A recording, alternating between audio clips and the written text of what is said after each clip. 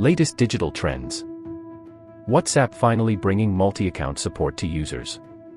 Microsoft is removing WordPad from Windows after nearly 30 years.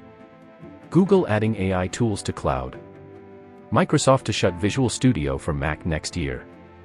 DeepMind takes aim at AI deception with SynthID Watermark technology. Google puts Watermark on AI images. Microsoft reminds users Windows will disable insecure TLS soon. Google now blurs explicit imagery in search results by default. Google Photos gains support for Android 14's new Ultra HDR format. Meta releases a dataset to probe computer vision models for biases. Taylor Swift celebrates Cruel Summer, hitting 1 billion streams on Spotify. Meta is now showing a carousel of suggested threads on Instagram to bump up engagement. Threads tests keyword search in Australia and New Zealand. YouTube Music gets more social, adds comments to the now playing screen. TikTok's Effect House AR development platform exits beta.